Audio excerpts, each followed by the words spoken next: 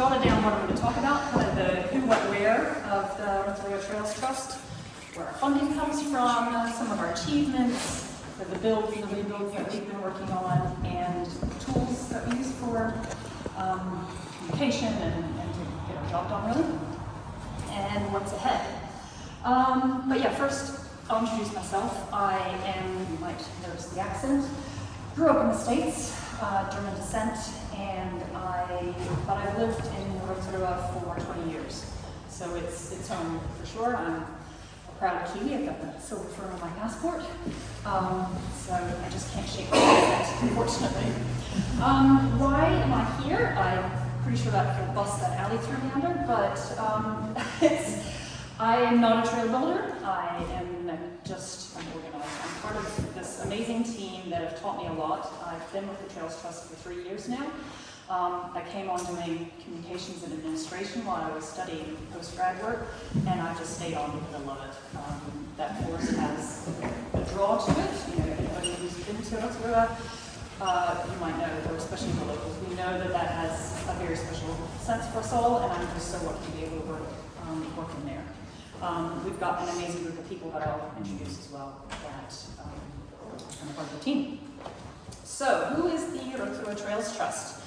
Our vision, which, you know, these vision statements are always a little bit funny sounding, but we want the Rotorua Recreational Trail Network to be a user experience which is second to none. I highlight user experience because that's what we always keep going back to. It's making sure that everybody who rides, walks, rides horses, enjoys any part of that forest has a good user experience.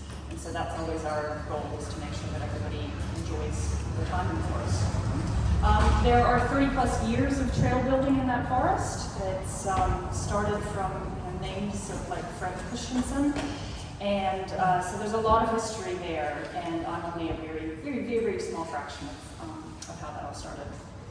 The Rotorua Trails Trust started in June of 2015, so we're a fraction off of came off of the Rotorua Mountain Bike Club. The Mountain Bike Club was in charge of the trails and rider development, and they decided to split off amicably because we're so good mates together, but they focused on rider development and do events and do, rides, shuttle rides, and we focus on the trail building.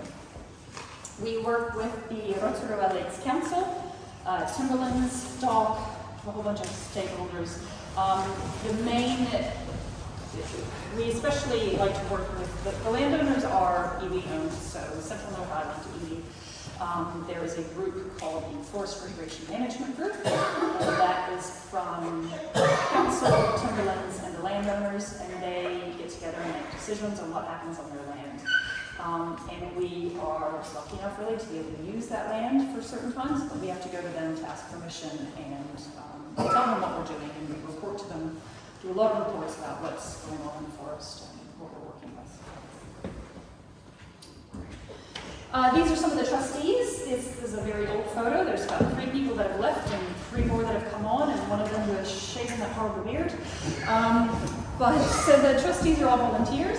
Some of them have been volunteers since the Mountain Bike Club as well. And they represent various recreational groups. So we've got somebody who represents the horse riders, orienteering. Always the Mountain Bike Club president is on our trust as well. So we get sort of the different, we try to, it doesn't always work perfectly, but we try to represent all of the different areas. We then also, I say we because I'm not a trustee, but I'm part of the group, we then also meet with different areas, the Trail Running Club, any of those sort of different groups that have a vested interest in the forest. These are more of the people that are involved. Obviously, volunteers are how it all started and the base of it all. We have trail adopters, so people who have taken, dedicating themselves to a trail that they kind of feel a sense of ownership about. We have probably, I've looked it up the other day, we have 18, I would say, active adopters. So it's not a heck of a lot, but there are some people who are just, I call them my super adopters because they go along and they adopt more trails. Like, I'm done with this trail, I'll go do some more, and then go back and do it, so they're amazing people. They're also often tired and have great time on their hands, which is very handy. We have now some staff as well, so I am paid for this role that I'm doing. We have 2 full-time trail builders, and myself now as the operations manager and an administrator that's just started with me as well. So 3 years ago, everything kind of changed a little bit from being the trust in hiring contractors for building companies, and they decided that we were going to bring in some in-house builders, have a team in-house that was going to deal with the maintenance and some of the trail builds. We also then hire contractors for vegetation spraying or maintenance. One of the really neat things that happened after COVID was, of course, tourism is so huge and and it wasn't happening, obviously. So with council, we got a few of the rafting companies and local tourism operators. They had some of their staff on board, and so they spent hours helping us maintain the trails, and council helped fund us. So we got trails maintained, and it worked out really well. And we've kept on a bunch of them actually because they've been awesome to work for us. So I won't assume that everybody knows the Rotorua area or the trails. So this is kind of the area that we cover. We've got Whakarerewa Forest, which is where all of the cover is. And within that are about 180 kilometers of mountain bike trails, 18 just Ks of specific walking trails, but then of course they continue on to roads and shared areas as well, so I've added up about 65 Ks of that. Equestrian trails are there specifically 19 Ks, and they also use some of the roads. Those roads within the forest that we've been looking to maintain are another 93 Ks of road. So we're looking at just under 300 Ks of trail just in the forest. There is now also the Whakarerewa Forest Loop, which we hope to be certified as a New Zealand cycle trail great ride. Te Awahi is our current great ride, and there is the hopes of that becoming the Heartland ride and kind of passing on that way. So Te Awahi, the parts that we look after officially are the non-paved areas, which include areas around Rainbow Mountain. There's farmland around there as well, and then there's the area that goes through the forest. We also look after western Okataina, which is the blue squiggly line up there, and that's Dockland. And Rainbow Mountain, which is down here, so there's trails that go around it and up and then down it as well. And so that's kind of also part of Te Awahi that goes around through there. You'll see up here in the corner is also Skyline, so that's separate to us. They are on private land and they have their own crew. But that picture is from Trail Forks. I don't know if anybody uses Trail Forks, but it's a super useful tool we'll talk a little bit more about as well. I'll note, I took some notes actually while you were speaking, Craig, about the landowners as well. And so if you look at that, there's a whole lot of squiggly lines on a map. And when we show the landowners where we would like to do a map, they often look and see all the squiggles and go, don't you have any trails? We should have enough there. And yes, we have, we're lucky to have a heck of a lot of kilometers of trail. But what we're working on now as well is doing that sort of the connections, the loops, and making these areas that you get a grade 2 trail that goes from here, and then you can finish a loop that way. Whereas when things were built in the past, it was always like, down this hill, and it'll be the grade whatever I can ride, whatever stoke is awesome, So now it's about that user experience. We've got this awesome uphill trail that we built last year called Up Moana, and people love it. They get up, it's just this beautiful meandering way up, and they get to the top and they go down up. They're a grade 2-3 rider, and they've gotten up to the top of a hill that has a grade 4 trail that goes down. And I tell you, the adopter loves me for sending these grade 3 riders down that trail.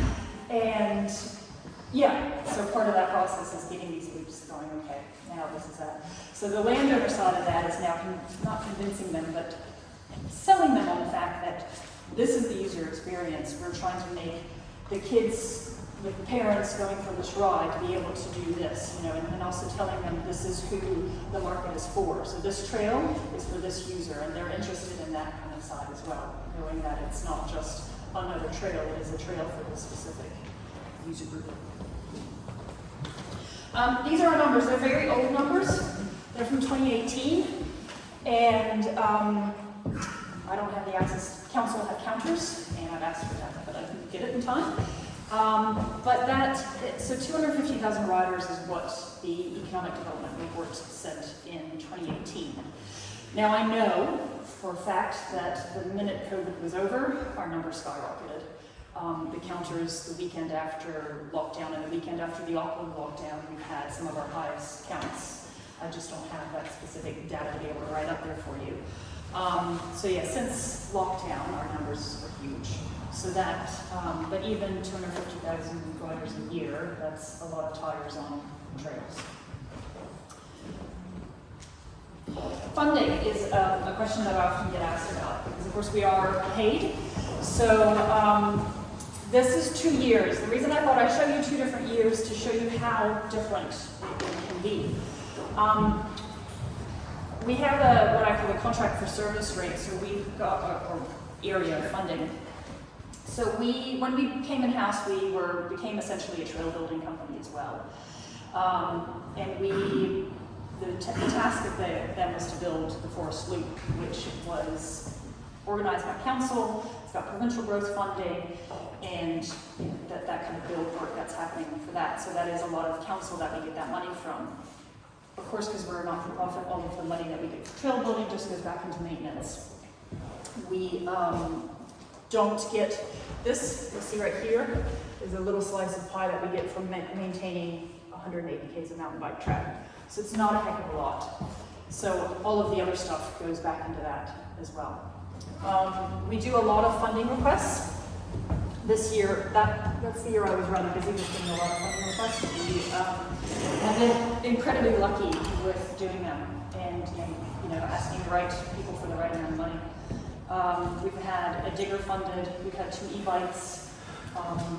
So yeah, funding requests are pretty good to go through that process. It can be a long process, but once you kind of get the hang of it, and I think the only tip I can say on that is just answer every single question, and usually they turn out okay. So Kris, I don't know if you can say, what's your total funding for this? So we're, the past year I think we're about $500,000. How much is that? 500? Yeah. So, but the funding we get, so this funding here is $20,000 a year that we get from council. It's a grant. We get money there's the Te Ara Ahi Fund, which of course it doesn't cost us, it's $50,000 a year. I'm not telling you any secrets because it's all on our annual reports, of course. The $50,000, it doesn't take us that much to maintain Te Ara Ahi, so that then goes into the forest again as well.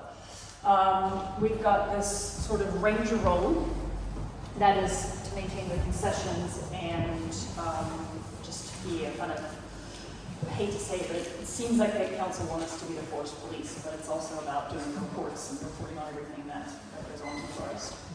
And is that funded by the council? Yeah. Where it says RLC, that's money that comes from council. Yeah. So we do get, I mean, we absolutely are lucky to get money from council.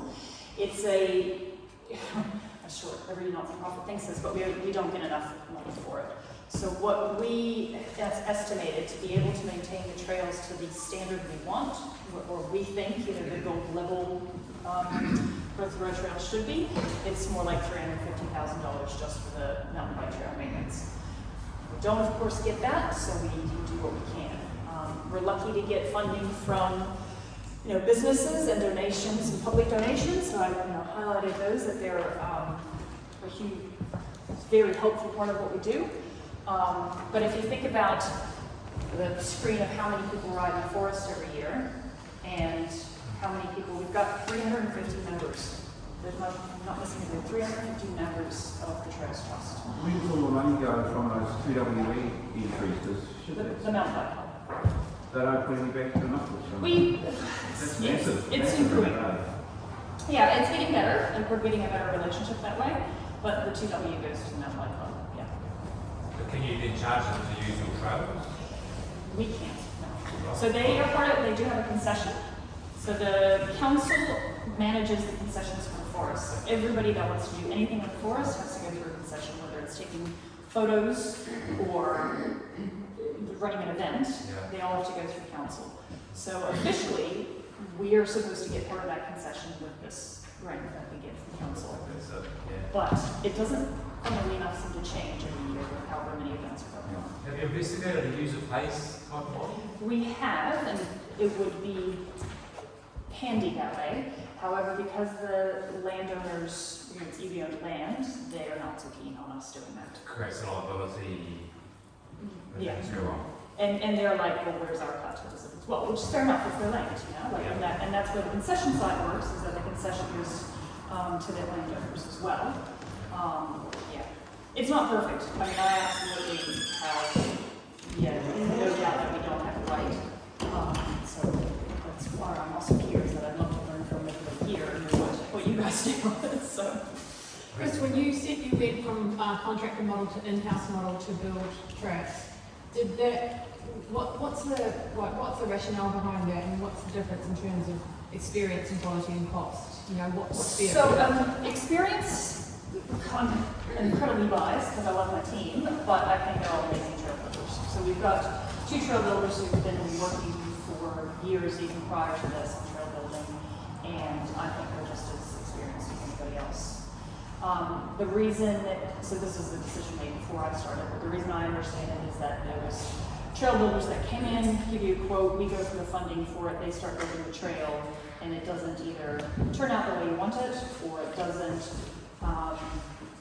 they get to a stage and then they run out of money, or, they just, I think the trustees weren't happy with the results they were getting out of it and the money that they were spending on that sort of model. So now we have essentially more of a business model where I go inside as a project manager and say then, yeah, this is good. Like I said, I'm not a trail builder. I can go to them and go, I can ride this, but it feels a bit funny. And we'll go, oh yeah, maybe we'll do this a little bit better, and that sort of thing. But it is that relationship with them, and they, I think they do an amazing job that way. And what about from a cost perspective? Is it? So that's the trick, is that we have to know that we have people that are on staff. So they're dedicated, they rely on us for income. It's not like, I do have contractors that when it's summer and vacation, that they come in and do some extra work, and they know that they're going to get some extra hours because of it, but they're contractors, so it's fine. There's the staff that gotta keep busy. So we have that balancing act of going, right, well, this is our trail build, and then what are we going to do? And then we've got another build, and then we have Heritage New Zealand stop us on the track. And then we've got time to wait until that gets sorted out, which we've been waiting since October. And then what else do we do? Like so it is a balance. It's not easy. I mean, it's a lot easier in the sense of going, we'll hire these guys to do it, and then when it's done, we're gone. But part of me also thinks a little bit like what you said, Craig, is that you build it, you maintain it. And so our guys are very focused on that. They go, we know that if we build this drain right, we don't have to come back in 2 months' time to dig it back out again. So, and that's where we're not the only people digging in the forest. There are definitely a lot more companies, and when council get involved and when there's provincial growth funding money, it gets to be a massive situation in how they want to deal with it all. So there are other trail building companies within the forest that are doing work. The most recent one, we just done a tender. There were 4 different trails that were tendered for, and we only got one of them, which is fine. But what we also asked for is, because we then have to maintain all of those trails, these other 3 trails, and we're the representatives of the community and making sure that that is fed back into them, we are going to have 2 of the trustees that are kind of going along with the council person to check the sites and to make sure that the builds are to the standard that we want and sustainable. So we don't want them building something that we then have to spend a heck of a lot more time and money trying to maintain because they cut corners. So, yeah. Does that affect your funding? Because, obviously you can't get a quote for that trail if you've got your own track builder. It must be quite tricky, or, if you're asking for a grant, to build a track, Yeah. then Oh, to get quotes for the, Yeah. It's, yeah, it's a funny one that, because most of the time when you go for funding, you have to, provide 3 different quotes for companies and that sort. We have been lucky, the last quote that we got, or the last funding request that we did for actual track building work was to the Rotorua Energy Charitable Trust. And they were quite happy. They know our work. They know what work we've done. And we said to them, this is what we're doing, this is what we're building, and these are the hours it's going to take. So it was essentially our own quote. And they realized that that's, the reason why we're doing it. So, they gave us $50,000 to refinish a whole bunch of trails. Do you have any public liability issues? We have insurance that we spend a lot of money on every year. Because of the land, so the land is also commercial forestry. So timberlands manage all of that. So for us to be able to do anything in the forest, we have to have that liability insurance in case trees and anything goes up in flames. It's an interesting relationship we have with timberlands. It's actually, I would consider a really good relationship because luckily most of the people that work there ride in the forest as well. So we're quite lucky that way. I am tangenting a little bit from your question, sorry.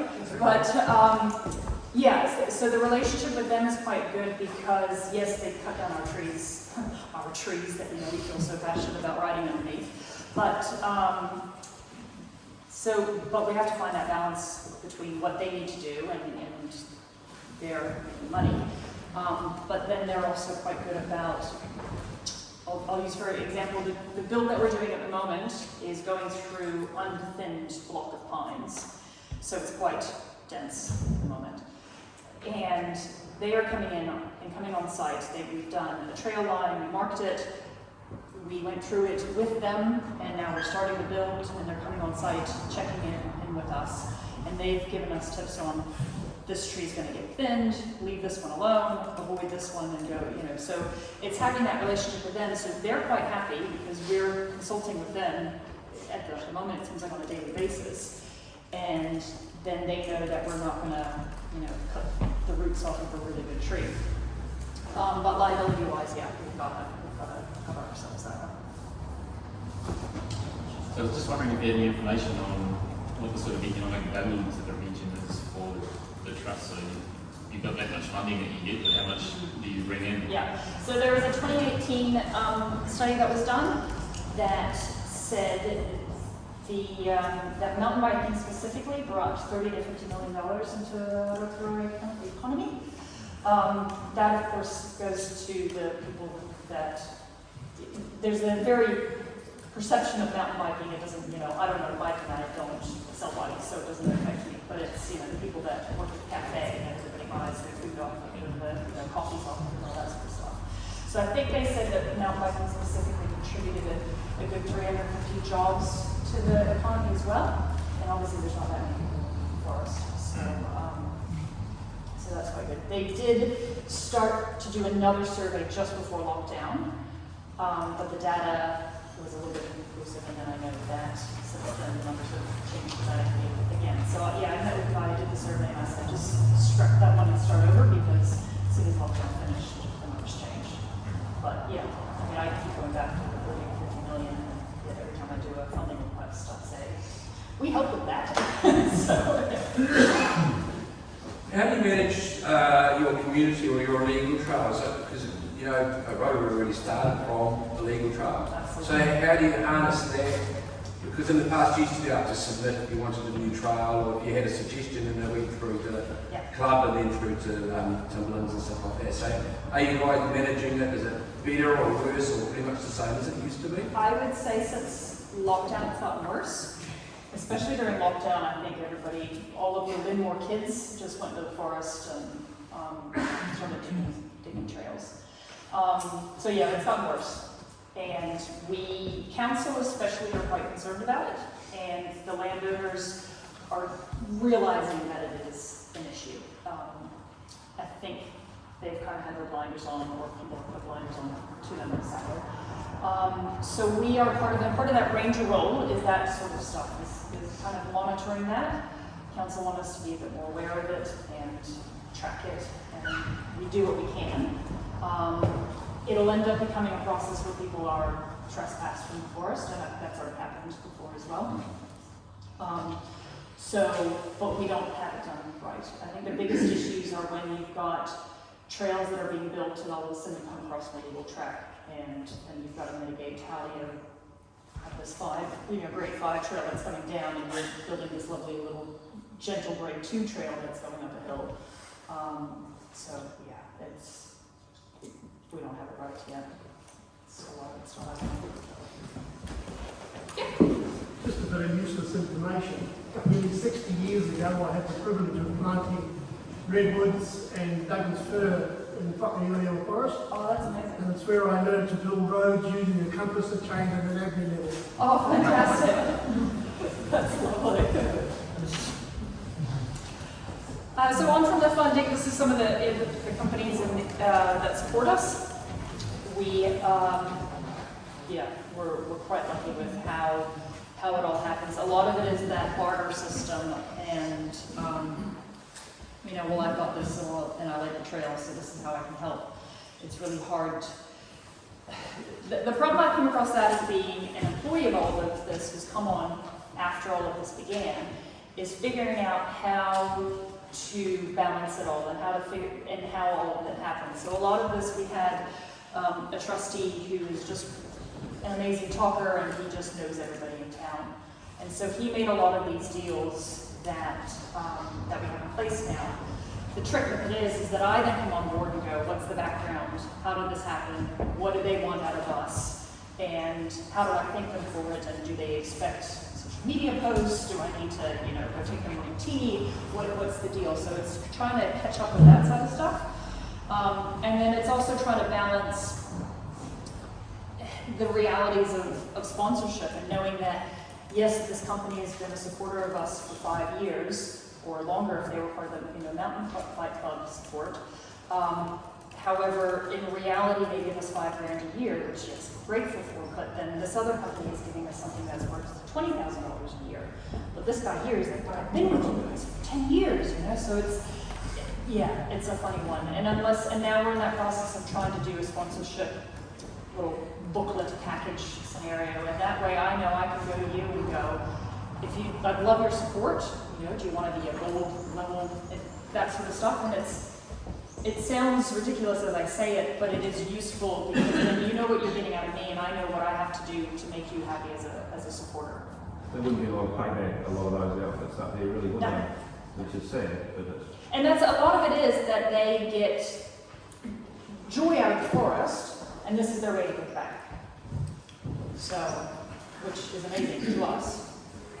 I am super lucky. Nicholson's in the sun. There's a great little ute out there, and I'm about to get a new one next week, because they give me a demo every 6 months. It's amazing that we get that. So, yeah, Permapine give us all of their posts, it's their seconds, but we don't need fancy arounds. It's perfect for them. So I'll go through, try not to death by PowerPoint, but these are a couple of things that we feel like we've achieved in the last 3 years since we've come on board. I'd say the biggest one is setting up a safety management system from scratch. We came from a volunteer-based system and contractors where we were like, oh yeah, we've got insurance, should be right, to realizing that no, she won't be right, and we need to make it a lot better than that. So now we have policies in place that protect us, and it's good. The staff are happy that they know that we've got a really good safety policy, I believe, that if you don't feel comfortable doing it, don't do it.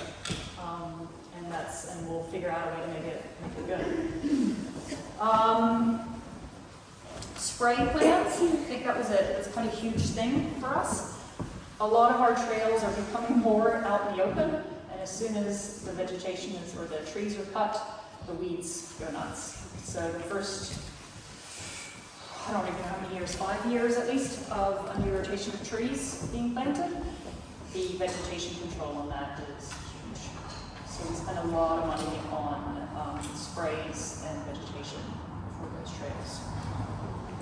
We also run monthly working bees. They were a little bit ad hoc before I started, and I was like, can we just pick a date? So it's the first Sunday of every month. And I've got them set up on Facebook for the year, and we probably get 8 to 20 people. So depending on the weather, usually time of year.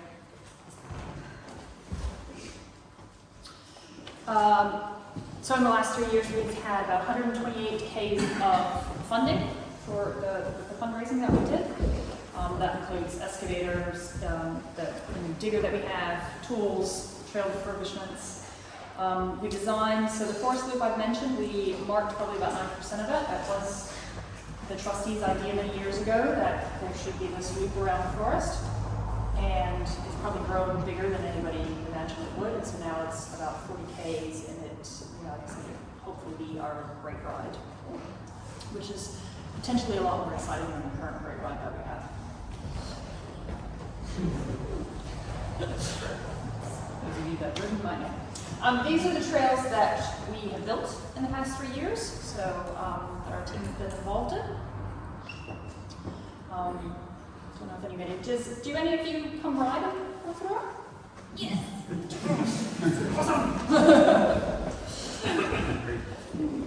And refurbishments are a huge thing. So we kind of consider there to be a couple of different levels of maintenance. There's the trim back vegetation, scrape off the breaking bumps level of stuff, up to a full refurbishment of the trail, where often we will take the digger in and refurbish the trail. This is a photo from 20 Jumps that we did in December, and we pretty much rebuilt all of the trails on that. The fantastic part of it is that the original builder and adopter of this trail is also on our team, so he led this to rebuild it.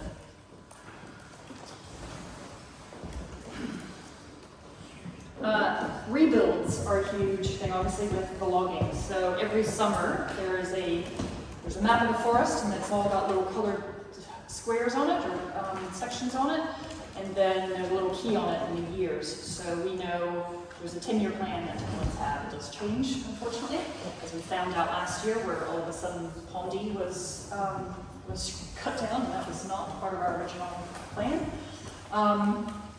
So we've got to go in there and rebuild the trail, and we tend to do it within a few weeks of them finishing logging. And that's, again, that good relationship that we have with Timberlands, that they say to us, all right, we're good, we're out of there, we've just got these little bits that we need to do, and so we get in there and try to rebuild stuff.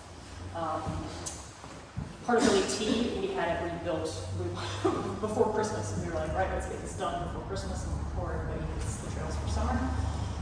They finished logging, I think, the end of probably early December that year, and yeah, I think we have rebuilt within 2 weeks. This is Trail Forks that I mentioned. Are you guys familiar with Trail Forks? Yeah. So we use it quite a bit. Probably a bit hard to see, but I even just use it for all of the work that my team do. So whenever they come back from the forest, I'll send them out for different things. I'm like, right, how long did that take you? What trail did you work on? What did you do on it? What I like out of it is that I can then download at the end of the quarter, get a little spreadsheet, and it tells me these are how many volunteer hours we had, this is how many working hours that we had, and it's got a little description so I can code it to different things, because I then have to do a report to council on everything that we do to justify our funding. And this helps me a lot. I keep pushing it out to everybody as well to use it to tell me about trees that are down, because I love it when people tell me that there's a tree down on a creek track. The creek is 4.5 Ks long and quite windy, and yeah, the GPS on this is a fantastic option. So the people that take photos and GPS things to me are heroes. It's also great for people who aren't familiar with the forest and feel like they're going to get lost, because we don't quite have our signage quite right yet. And that's a big work in progress for me. So if I get somebody with Trail Forks, then they know, oh yeah, this is where I'm at when I've popped out of the trail and know which direction to go in. So I would highly recommend using it. Kris, did Trailforks charge you for? No, it's a free service, and because I'm so there is now Trailforks Pro, which has just come out in the last 6 months here. Because I'm an administrator for that, they gave us free upgrade to the Pro system. You don't need Pro to be able to add information to it or do anything on it, but it is kind of helpful, and that way when I come anywhere else or anywhere else, it's got the Pro version. But no, it's free for us to use. And I can upload, so I'll GPS a trail whenever we have it new. I'll keep it hidden if I need to, and then I can make it live, and yes, all of the data is there. I've actually just put a 50k radius on it. So the free version only works from 50k of Your home base? Yeah, so if you've got people coming to road roofing out of town now, it will not work for them. That's fine. Yeah, it's just 3 or 4 months ago they did it. I'm obviously not like that. It's $36 a year for a subscription, but it is a little bit. I'll quickly spin on this. So another just tool we use for communication is our social media. It's incredibly handy, and I'm sure everybody knows the benefits of social media. Our biggest followers are local from Rotorua, followed by Auckland and Tauranga. So they are, there's a lot of people that belong to that. Something I started 3 years ago was Waka Weekly McWeekface, which comes out every Thursday night. It is just a post about the weather and what's happening on the trails and any sort of information people need to know. And I get a lot of feedback that people kind of expect it, know it's coming, and see all of it. I was at a point where, especially when I was just doing comms, that I was doing a post every day, and it just got to be too much. Sometimes you've just got to narrow it down and go, this is what I can do, this is what I can consistently do. So at the moment, I am almost solely doing that once a week post, but it encompasses a lot of information. I'll do stories as well. Do you guys know the stories on Instagram? And then that follows on. So those are for quick little things like this trail's closed today, or this little event is happening today, and that's kind of that way. 2-minute video. There is some sound to it, but you might not be able to hear. This was one of our refurbishments that we did on a trail called New Exit. And it's only just music anyway. So we got one of the local, say a kid, but he was a kid, considering I'm old, to do a video for us on the refurbishment, just to kind of thank the Through Energy Charitable Trust for the funding for this. This is something I'd love to do more of, to do more videos on things that are happening. But this is Casey and the digger and Lance on the rake.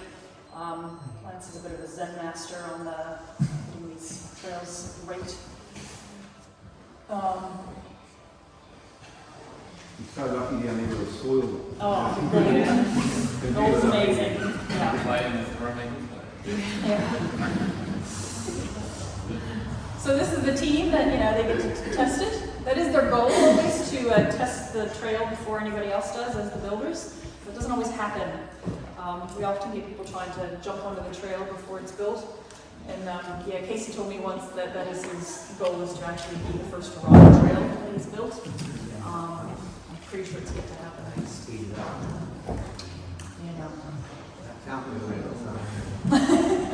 Notice, I did joke that I would come behind in a tricycle like 10 minutes later, so on this video, but you'll notice I'm not on this video.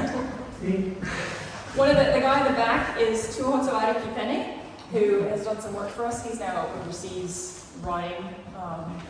He's an amazing rider. But they do also crash.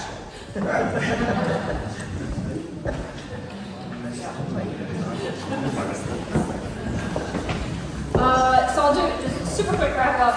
This is just kind of some of the things that we're looking ahead to do. We've just got to keep doing maintenance. The maintenance is a huge part of what we have to do, and we still don't quite get it right. And it feels like we're constantly chasing our tail. but yeah, we're working on that. We're trying to involve our stakeholders a lot more and work with them a lot more. And we'd also like to look a little bit further outside of the Redwood Forest, because we are for through it. But yeah, at the moment we've always been in that forest.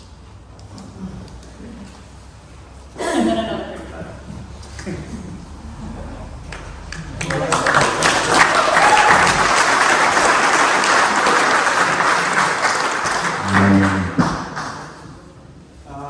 We'll just have a couple of quick questions because we do need to move on to our next presentation from Ed. So does anyone can pick that up afterwards with Kris? Just a quick one. We've got the festival coming up, Forest Festival. Is there an income that the trust earns from running? I think you didn't mention. So there are some events. There's certain specific event organizers that, as part of their registration, have funding come straight to us. So there are definitely people that do that, and it's fantastic because that helps us then maintain the tracks afterwards. There's no sort of set, 5% of your concession goes to the trails. So it's not quite perfect. It definitely improves. Does it just like suggested amount or? Yeah, I know that. So Tim Farmer, who does the Bureau events, he has a donation point whenever he has his registrations, and those just kind of keep coming to us as the year goes on. Some of the running events give us a blanket amount, depending on how well they do out as well. But The amazing thing about your set of trails is there's no cost. They might have like 440 or. Yeah, exactly. And that's such an asset to have, but then it's also, you're so lucky, we're so lucky to have that, to be able to, and then we've got to go in and still maintain it all. It's possibly the problem with being considered this sort of gold level IMBA thing is that we're expected to be this gold level IMBA thing, and how do we keep it to that without $20 grand funding a year for 180 days of trail? Question I've not yet been able to answer. Thanks, Kris.